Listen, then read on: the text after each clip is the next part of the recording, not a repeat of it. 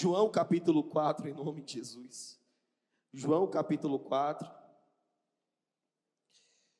Evangelho de João capítulo 4. Eu quero ministrar em rápidas palavras, porque eu sei que você precisa almoçar. A gente consegue sustentar Raiminha aqui até umas 11h50, dá? Meio-dia dá? Meio-dia, sério, dá mesmo, gente. Uma hora. Aí vai ficar eu, a senhora aqui, nem os intercessores não largam a gente aqui, filho. Os obreiros desligam tudo aqui, o ar-condicionado, fica eu e tu aqui no calor. Mas meio-dia dá? Mesmo.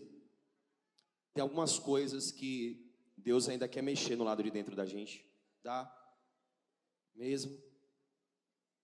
Então vamos lá. João capítulo 4. Se você dissesse que não podia, eu ia pregar de qualquer jeito. Mas era só para ter uma concordância. João capítulo 4, versículo 10, por favor. João capítulo 4, versículo 10. 10, e aí a gente vai seguindo, tá? Está escrito assim: replicou-lhe Jesus: se conheceras o dom de Deus, e quem é o que te pede, dá-me de beber, tu lhe pedirias, e ele te daria água viva.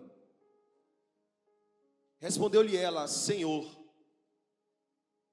tu não tens com que tirar, e o poço é fundo. Onde, pois, tens a água viva? És tu, porventura, maior do que Jacó, o nosso pai, que nos deu o poço, do qual ele mesmo bebeu, e bem assim seus filhos e seu gado? Afirmou-lhe Jesus: quem beber desta água tornará a ter sede. Aquele, porém, que beber da água que eu lhe der, nunca mais terá sede. Pelo contrário, a água que eu lhe der será nele uma fonte.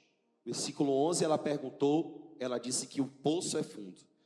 No versículo 14, Jesus está dizendo: a água que eu lhe der será nele uma fonte a jorrar água para a vida eterna. Disse-lhe a mulher: Senhor, dá-me dessa água, para que eu não mais tenha sede, nem precise vir aqui buscá-la. Disse-lhe Jesus: vai, chama teu marido e vem cá. Ao que lhe respondeu a mulher: não tenho marido. Replicou-lhe Jesus: bem disseste, não tenho marido. Porque 5 maridos já tiveste, e esse que agora tens não é teu marido. E isto disseste com verdade. Senhor, disse-lhe a mulher: vejo que tu és profeta. Nossos pais adoravam neste monte, vós, entretanto, dizeis que em Jerusalém é o lugar em que se deve adorar. Disse-lhe Jesus: mulher, podes crer-me que a hora vem, quando nem neste monte, nem em Jerusalém adorareis o Pai. Vós adorais o que não conheceis, nós adoramos o que conhecemos, porque a salvação vem dos judeus. Mas vem a hora, e já chegou, em que os verdadeiros adoradores adorarão o Pai em espírito e em verdade, porque são estes que o Pai procura para seus adoradores. Deus é espírito, e importa que os verdadeiros adoradores o adorem em espírito e em verdade. Senhor,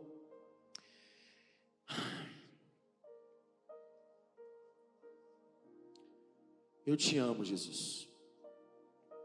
Uma vez mais me usa como torneira nessa casa, neste púlpito. Eu não quero ministrar sozinho, não quero falar nada sozinho, sem a aprovação da tua presença.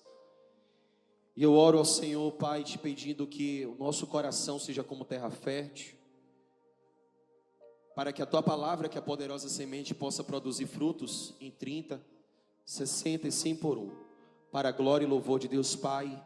Quem crê, quem concorda comigo diz. Peço aos obreiros nesse momento, por favor, os intercessores, eu quero que vocês redobrem a oração, amém? Pode ser? Em nome de Jesus, eu conto com Messias aqui, intercedendo por mim, em nome de Jesus. A Bíblia fala de uma mulher que estava em um poço. Existem textos na Bíblia que, se não tivermos uma revelação, a gente tem um problema. Existem certas narrativas na Bíblia que não concentram a sua lógica naquilo que os humanos entendem por algo lógico, mas concentram a sua lógica por aquilo que Deus considera lógico. E o Deus que fez os seres humanos, ele não é um Deus humanamente lógico. Deus, ele não tem determinadas correntes, alguns paradigmas que nós estabelecemos para nós, que servem de lei para nós, não servem de lei para Deus. Dito isso, afirmado isso, a Bíblia diz que era necessário passar por Samaria. E essa necessidade, ela não é muito bem esclarecida, não é uma necessidade geográfica, por exemplo. Havia uma suspeita de que haviam, por outro caminho que Jesus pudesse passar, um perigo, mas não está escrito na Bíblia. O que diz é que era necessário passar por Samaria. E quando Jesus chega em Sicar, que é uma cidade de Samaria, ele se depara com uma mulher. E essa mulher está em um poço, diante de um poço, o poço de Jacó. E Jesus então pede água para essa mulher. Historicamente falando, os judeus não se davam muito bem com os samaritanos, porque quando o reino do norte e o reino do sul se dividiram, o local do templo da adoração ficou reconhecido como o lugar onde os judeus deveriam adorar. O reino do norte, onde havia outra parte, era declarado que no monte se deveria adorar, porque no monte se colecionaram várias experiências com Deus. Tanto no templo quanto no monte, existiam experiências com Deus que validavam, tanto para judeus quanto para samaritanos, que Deus deveria ser adorado, respectivamente, no templo ou no monte. Então Jesus pede água para essa mulher, e você já leu aqui. Ela faz, Jesus pode dizer, replicou-lhe Jesus: se você conhecesse o dom de Deus, e quem é que te pede, dá-me de beber, tu lhe pedirias, e ele te daria água viva. E eu acho interessante que Jesus começa dizendo: se você conhecesse. E o conhecimento aqui não é uma mera informação retida no cérebro. O conhecimento vai além da mera transferência informativa. A gente tem a informação, a gente pode ter uma informação, por exemplo, escrita de como você pode andar de bicicleta. Ter essa informação na mente de como andar de bicicleta é uma coisa. Agora, andar de bicicleta é o conhecimento, é a experiência pautada em algum nível de relacionamento. E Jesus pergunta para essa mulher, ele declara, se você conhecesse, era você que pediria água. Essa mulher então, ela afirma: Senhor, tu não tens com que tirar, porque o poço é fundo. O poço é fundo e você não tem como ter água, porque o poço é fundo. Você não consegue pegar com a mão, tem que tirar com o balde, você não tem nada na mão, porque o poço é fundo. O olhar dessa mulher está para o poço. E o que é mais dramático é que o poço é fundo. E quanto mais fundo o poço, mais eu crio expectativas em relação ao poço, porque quanto mais fundo é um poço, mais água presume-se ter o poço. E quanto mais água tem um poço, mais útil é para mim um poço. E quanto mais útil é para mim um poço, mais eu me apego ao poço. Jesus então chega para essa mulher e fala: quem beber desta água vai tornar a ter sede. Quem se apegar àquilo que o poço dá, mata a sede por um momento. Não foi negado isso. Mas logo depois, vai ter sede novamente. Quem acessa esse poço pode ter algum tipo de alegria, mas em algum momento vai sentir sede novamente. Porém, quem beber desta água tornará sede. Aquele, porém, que beber da água que eu lhe der, nunca mais sentirá sede. Pelo contrário, versículo 14 diz: a água que eu lhe der será nele uma fonte. A mulher está olhando para o poço, mas Deus está querendo nos fornecer uma. A adoração é aquilo que nos tira do poço e nos conecta à fonte. Só que se você estiver olhando muito para o poço, você corre o risco de perder a fonte. O poço mata a sede, mata. O poço distrai, distrai. O poço faz você fugir de algumas dores, faz. Mas não tem como ter uma comparação equiparável à fonte.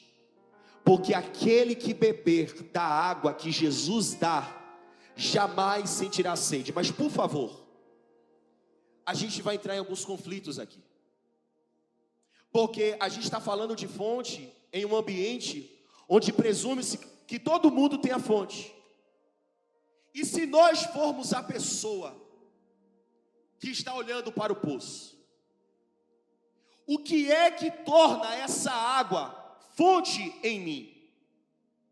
Não é aquilo que Deus vai fazer, mas é o meu comportamento diante dessa água. A Bíblia diz que essa mulher então diz: olha, eu vou chamar o meu marido, me dê dessa água. Aí Jesus vai chamar seu marido. Ela diz: eu não tenho marido. Jesus vai lá e diz: você já teve 5 e não te saciaram, não cumpriram. Você foi trocando de relacionamento e não deu certo. Você saiu de um, foi para outro, de outro para outro, de outro para outro, e não deu certo. Não fluiu. E quem você está agora não é seu marido. Ou seja, essa vida de poço está te fazendo afundar cada vez mais no poço. Quem sabe essa vida é uma vida que está no fundo do poço. E graças a Deus que existe o fundo do poço. Como é importante o fundo do poço. Tem lições que nós só aprendemos quando chegamos no fundo do poço. Jesus então diz: você já teve 5 maridos, esse não é o seu, o 6º aí não é o seu. E ela diz: disse a mulher: vejo que tu és profeta. Vejo que tu és. O profeta, ele é o responsável para gerar uma experiência espiritual na vida de alguém. Todas as vezes que você tiver um profeta na sua vida, você vai ter uma experiência com Deus. Todas as vezes que um profeta for na sua direção, você vai viver uma experiência com Deus. E é maravilhoso viver uma experiência com Deus. É poderoso viver uma experiência com Deus. E ela diz: vejo que tu és profeta. E o que mais me admira nessa mulher é que o profeta na época era como se fosse o gênio da lâmpada. Eu me lembro da mulher que foi até o profeta e disse: olha, eu não tenho nada de comer, o que eu tenho aqui já é para eu morrer com os meus filhos. E o profeta, sendo instrumento de Deus, deu estratégias para ela, deu instruções para ela, e a mulher conseguiu viver ali o milagre da multiplicação do azeite. A mulher conseguiu ali ser abastecida. Todas as vezes quando você tem a figura de um profeta, por exemplo, com Naamã, ele se socorre com o profeta Eliseu, e ele vai mergulhar 7 vezes no poço, no lago lá, como é o nome do lago? Jordão, do Rio Jordão. Vai lá, mergulha e sai curado. Todas as vezes quando se tem um profeta, você tem algum nível de experiência. Todas as vezes quando você tem o contato com o profético, esse contato com o profético te dá algum nível de experiência. Só que a pergunta dela não é sobre experiência. A pergunta dela é: os nossos pais adoravam neste monte, mas vocês, judeus, dizem que é no templo que deve adorar. Afinal, é para adorar no monte ou é para adorar no templo? Eu quero pegar exatamente o que Jesus responde. Versículo 21 diz assim: disse-lhe Jesus: mulher, podes crer-me que a hora vem? A pergunta dela é uma pergunta geográfica. A resposta de Jesus começa com a resposta temporal. O tempo e o espaço são os dois limitantes dos seres humanos. Todo ser humano precisa respeitar as regras estabelecidas na relação entre tempo e espaço. Você não consegue estar no ontem, no hoje e no amanhã simultaneamente. Você não consegue estar em dois lugares ao mesmo tempo. Há uma limitação para nós. Mas quando a Bíblia fala de adoração, Jesus diz: podes crer-me que a hora vem, é tempo, quando nem neste monte, nem em Jerusalém adorareis lugar. Vós adorais o que não conheceis. Nós adoramos o que conhecemos, porque a salvação vem dos judeus. E olha essa resposta de Jesus: mas a hora vem, e já chegou, em que os verdadeiros adoradores adorarão o Pai em espírito e em verdade, porque estes são os que o Pai procura para seus adoradores. Preste muita atenção agora, porque eu vou começar a pregar nesse momento. Primeiro ponto que eu quero dizer para vocês, que a adoração ela é atemporal. A adoração ela é, eu sei que você está jejuando, mas por favor faça um esforço. A adoração ela é atemporal, não tem tempo, não tem hora. Toda hora é hora, todo tempo é tempo. A adoração já começou e a adoração vai continuar sendo efetiva, porque a adoração ela é eterna, ela não é infinita. O que é uma adoração infinita, pastor? A adoração infinita é aquilo que tem começo, mas não tem final. Mas o que é então uma adoração eterna? É aquilo que eu não consigo identificar o começo e não consigo identificar o final. A Bíblia diz: a hora vem e já chegou, em que os verdadeiros adoradores adorarão ao Pai em espírito e verdade. Eu quero alertar aqui para vocês, que na palavra não existe nada que seja irrelevante, na palavra não tem nada que seja insignificante, na palavra não tem nada que seja inútil. Tudo que está escrito na palavra tem uma utilidade. Se a Bíblia está mandando você sentar, é porque você não está sentado. Se tem uma palavra de Deus mandando você ficar em pé, é porque você não está em pé. Se a palavra de Deus manda você andar, é porque você não está andando. Quando a Bíblia diz que há verdadeiros adoradores, é porque também existem os falsos adoradores. Só que o perigo é tão tamanho, que é Deus que está procurando. Olha que profundo isso: um Pai que é onisciente, onipresente, onipotente, que sabe onde está todas as coisas, tem a ciência onde está todo mundo. Ele está procurando os verdadeiros adoradores. Por quê? Os verdadeiros adoradores, eles não estão em uma localidade. Os verdadeiros adoradores não estão em um lugar. Os verdadeiros adoradores, eles simplesmente manifestam. Eles são filhos. Eles se diferenciam dos falsos adoradores. Por quê, pastor? O falso adorador precisa do nome forte pregando. O falso adorador precisa da música. O falso adorador precisa do lugar. Na igreja ele é um, fora da igreja ele é outro. O falso adorador, quando tudo está bem, ele adora. Quando tudo está mal, ele não adora. Mas os verdadeiros adoradores, faça chuva, faça sol, de dia, de noite, no templo, fora do templo, domingo, segunda, terça, quarta, quinta, sexta, sábado, em todo momento ele adora. Eu só quero ouvir o alarido dos verdadeiros adoradores aqui. Deus está levantando o trono, aleluia, de adoração, sustentado pela adoração do santo. Você pode levantar a sua mão de novo e glorificar o nome do Senhor, aleluia. Mas o que mais me impacta é o atributo pelo qual Jesus invoca ao Deus que está procurando os verdadeiros adoradores. Deus tem inúmeros atributos. Deus, ele é o Jeová Rafá. Repita comigo: Jeová Rafá. Qual é a responsabilidade do Jeová Rafá? O Jeová Rafá é aquele que promove a experiência da cura. Ele é o Jeová Shalom. E o que é o Jeová Shalom? Aquele que promove a experiência da paz. Ele é o Jeová Tzidkenu. E o que é o Jeová Tzidkenu? Aquele que promove a experiência da verdadeira justiça. Ele é o Jeová Sabaote. O que é o Jeová Sabaote? Ele é aquele que promove a vitória, a experiência da vitória, porque Ele é o Senhor dos exércitos. Ele é o Jeová Nissi, o Deus Todo-Poderoso, que é a nossa bandeira.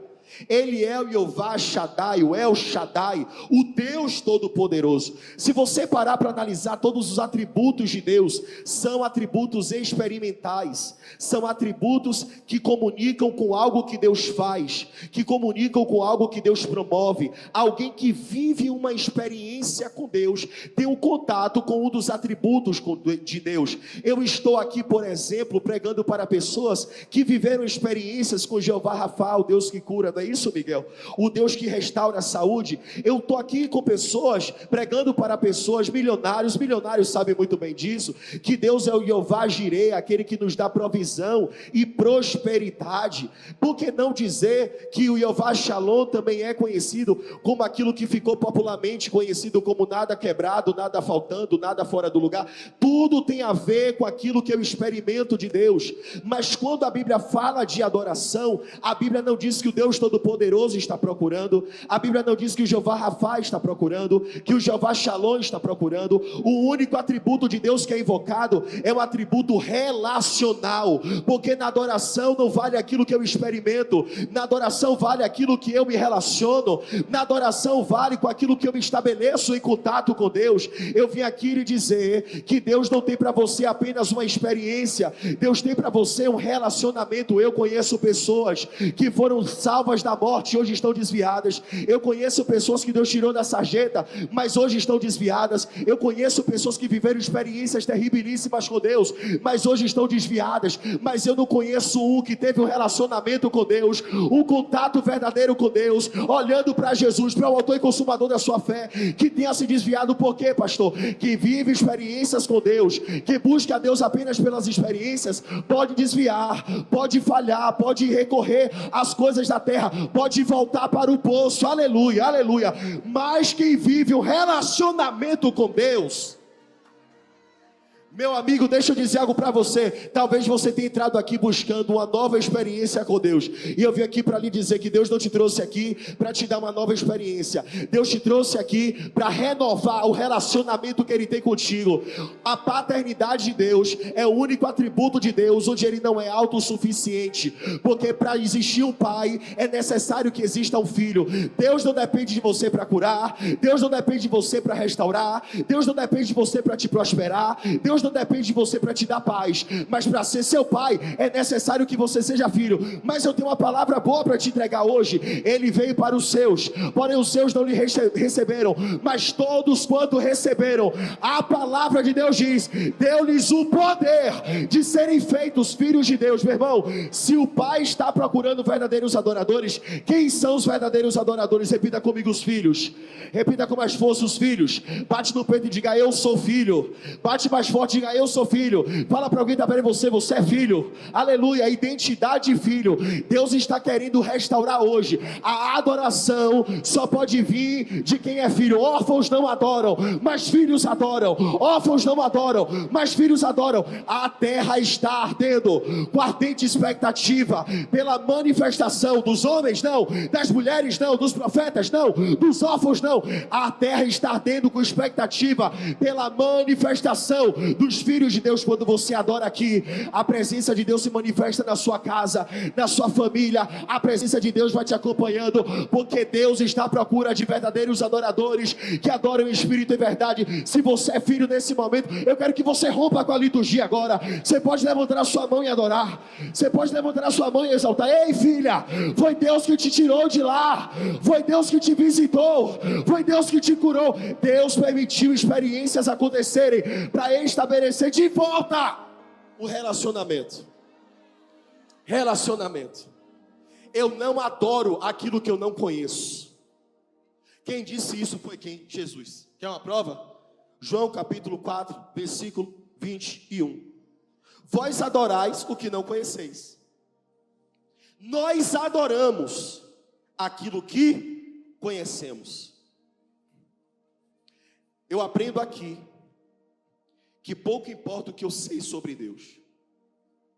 Eu aprendo aqui que pouco importa o que eu sei de Deus, perdão, sobre Deus ou com Deus. Eu sei, meu irmão, sendo muito franco com você, eu nunca vivi uma grande experiência com Deus. Comparadas às que eu já vi, comparadas às que eu já intercedi, não se compara. Por exemplo, Miguel ficou minutos morto. Choque de 13 mil volts. Por muito menos, eu já vi relatos, não é que morre não dá nem para estar no caixão. Mas Miguel está aqui, de pé, vivo. Pode ficar em pé, Miguel? Você pode aplaudir o Senhor Jesus, aleluia. Isso, pode sentar, Miguel. Eu já vi Deus visitar a conta bancária de uma maneira absurda. De pessoas que estavam com dívidas altas, por conta de pandemia, por conta de coisas que aconteceram, fatores supervenientes. E eu conheço o mesmo casal que estava com a dívida de 330 mil reais. Para ter essa dívida, Deus é mais. Era uma dívida de 330, mulher de Deus, em nome de Jesus. Mas vai vir livramento, você vai receber agora aí, tome posse. E aí, eu ligava para negociar com o banco, olha, fecha por X, por 60. Não fechava. E aí a gente orar junto, clamar junto. Aí não era mais ele que ligava, não era mais o casal que ligava para o banco. Aí o banco ligou para eles. Quer fechar essa dívida em 18 mil? Agora é para glorificar, irmão. Agora é para tomar posse. Porque uma dívida de 330 mil, se amortecida em 18, e é usado ainda, tá? Porque era 18 e fração. Aí ele falou, não tem uma fração não, só tem um 18. Pronto, vou fechar 18. Eu já vi experiências enormes. Tá aqui Iago, Gabi, cadê Laurinha? Cadê Laurinha? Laurinha tá por aí, tá na igreja. Depois de 3 abortos espontâneos, Laurinha tá lá, cultuando. Eu vi, mas nada, ouça isso, nada se compara ao relacionamento com Deus. Eu já vi e eu já fui tirar jovens que estavam no tribunal do crime para serem mortos. Foi eu e Painho, a gente foi lá. E a mão de Deus tirar o jovem. E não dá 10 dias ele voltar para o crime de novo. Porque pouco importa a experiência se eu não tiver o relacionamento. Meu irmão, a Bíblia fala que 10 leprosos foram curados. Só um voltou. A Bíblia fala de um povo que saiu do Egito, viu a sandália crescer com os pés, viu a roupa acompanhando eles, viu coluna de nuvem durante o dia, coluna de fogo durante a noite, água brotando da rocha, o rosto de Moisés resplandecendo em glória. O povo viu e viveu experiências, mas nunca conheceu o seu Deus, porque o conhecimento só se estabelece no relacionamento. E Deus está levantando o povo não que vai viver experiências gospels, mas Deus está levantando o povo que vai viver um relacionamento com Deus. Todo relacionamento gera fruto. Você não é fruto de uma experiência. Você não é fruto de algum cientista que chegou, tentou fazer alguma coisa no laboratório, aí dessa experiência nasceu você. Não. Não. Por mais estranho que você possa parecer, mas não é. Você é fruto de um relacionamento. Porque experiências não produzem frutos, relacionamentos produzem frutos. E por que eu estou dizendo isso para você hoje? Porque a hora vem e já chegou, e que o poço não pode mais falar alto. Se você viver de experiências, meu irmão, minha irmã, o poço vai te pegar de novo.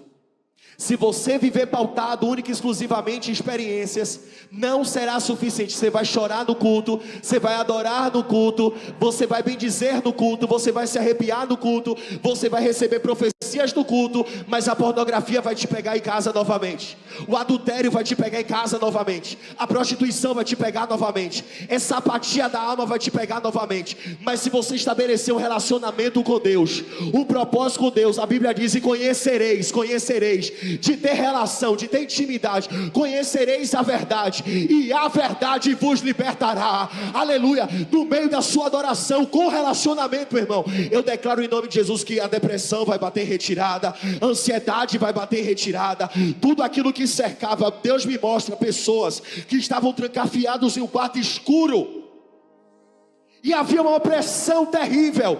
Você veio aqui para viver uma experiência, mas Deus está dizendo: eu te trouxe aqui para que você tenha um relacionamento comigo, e a minha relação com você vai te acompanhar até em casa. E onde havia opressão, Deus vai gerar libertação em nome de Jesus.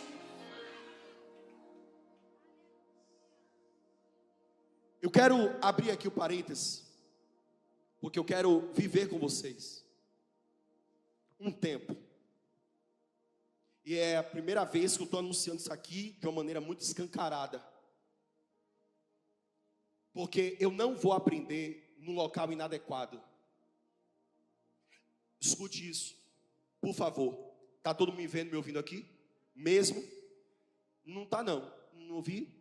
Está todo mundo me vendo, me ouvindo? Está bem mesmo?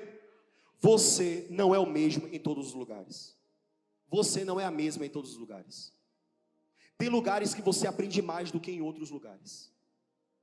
Irmão, se eu quiser aprender a manusear uma arma, qual é o melhor lugar? O convento ou o quartel-general? É no exército ou com as freiras?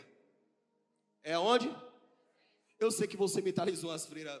Às vezes, se você for criativo que nem eu, bate, TDAH bate, eu sei. Aí, pô, uma freira com um fuzil assim.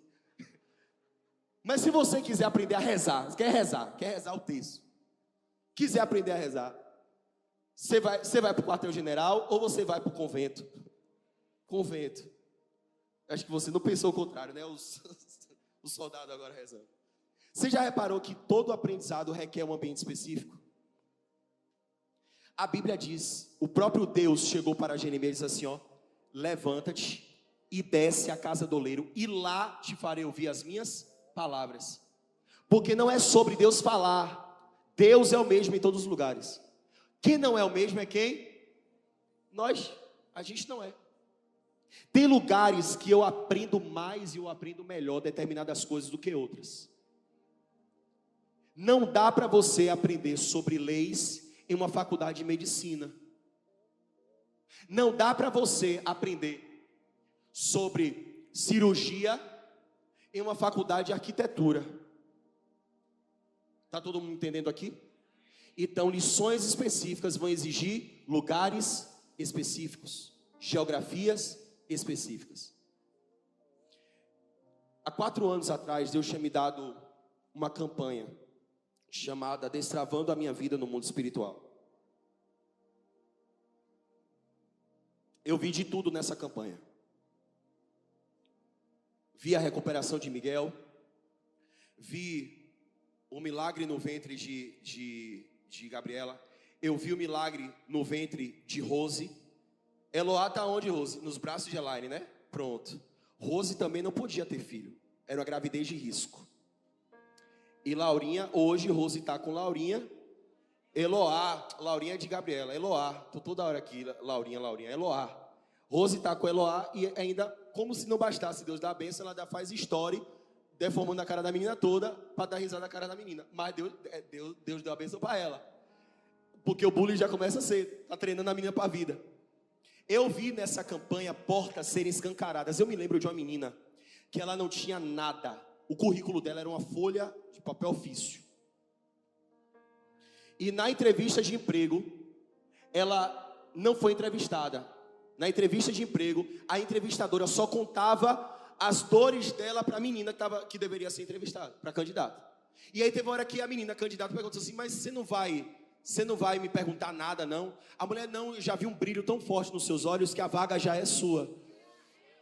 Mas por causa de uma experiência com Deus? Não, por causa daquilo que ela aprendeu no relacionamento dela com Deus. Repita comigo: relacionamento vale mais do que experiências. Só que o relacionamento só se estabelece num ambiente específico. Os bons relacionamentos é num ambiente específico. As boas relações, as boas conexões é num ambiente específico. E dessa campanha eu fui fazendo o primeiro, o segundo, o terceiro, o quarto ano, e Deus bradou no meu coração no ano passado. Ele falou: Maurício, o povo está pautado na experiência do destravamento, mas não estão aprendendo. Todos que você viu viver uma experiência de destravamento foi gente que aprendeu. Não foi gente que apenas creu numa oração. se arrepiou em um culto, não. Foi gente que aprendeu. E durante esses 4 anos Deus me ajudou, Deus foi me ensinando, e o Espírito Santo me conduzindo a catalogar lições e mais lições, que pudesse gerar um nível de destravamento, mas em um nível de conhecimento. E é por isso que eu quero falar aqui, pela primeira vez estou anunciando aqui, isso com o microfone na mão. No dia 31 de maio, nós vamos realizar aqui a imersão destravamento. É para todo mundo, pastor? Não é para todo mundo. Tem uma quantidade limitada, não vou até o final aí, não, vou reduzir, porque o nosso propósito aqui não é viver uma experiência, o nosso propósito é aprender. Eu quero ensinar para vocês aquilo que eu aprendi sobre a tríade da alma. Existe uma pirâmide no homem, que é manipulada tanto pelo inferno, quanto pelos seus demônios, mas o próprio Deus, quando resgata essa pirâmide do homem, ele consegue produzir destravamentos. Eu quero explicar para vocês por que o mundo espiritual se organiza para travar. Por que Daniel orou, e quando ele orou, no primeiro dia ele foi ouvido. No primeiro dia Deus enviou a resposta.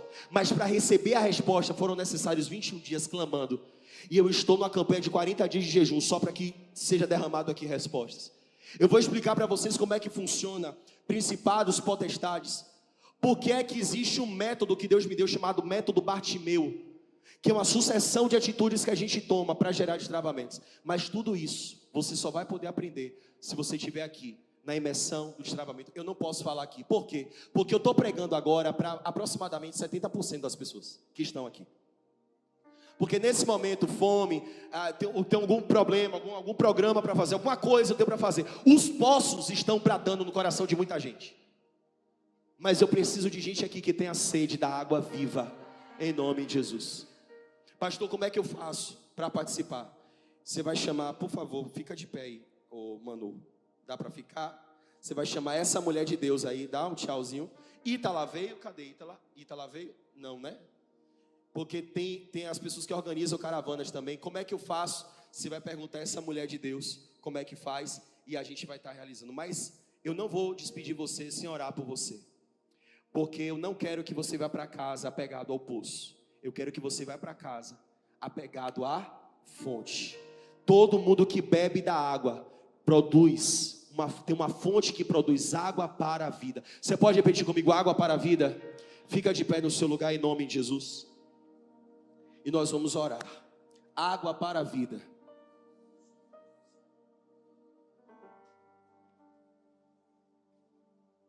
Se puder, não ter problema apagar as luzes agora. Eu quero fazer essa oração. E eu quero que você, nesse momento, coloque a mão no seu coração, por favor. Coloque a mão no seu coração e pode olhar para mim, tá? Tem um momento no documentário de Anitta que ela diz: tudo bem você não ter o carro do ano.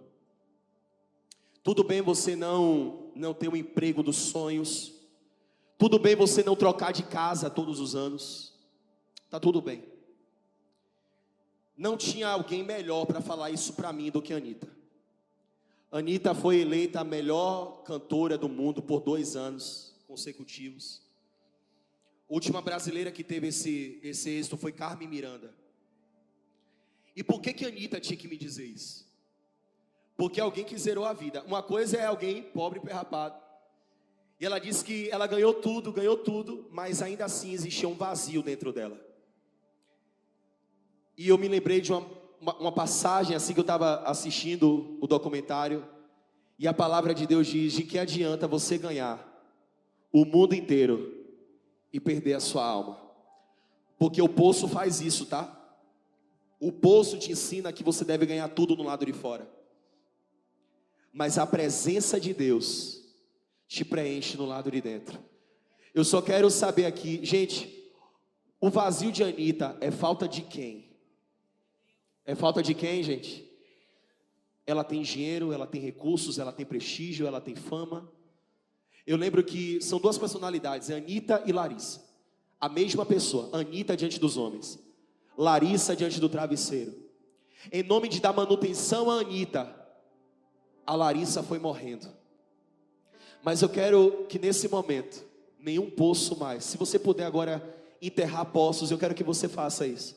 Eu quero que você diga para Deus: Deus, nada mais importa além da tua presença.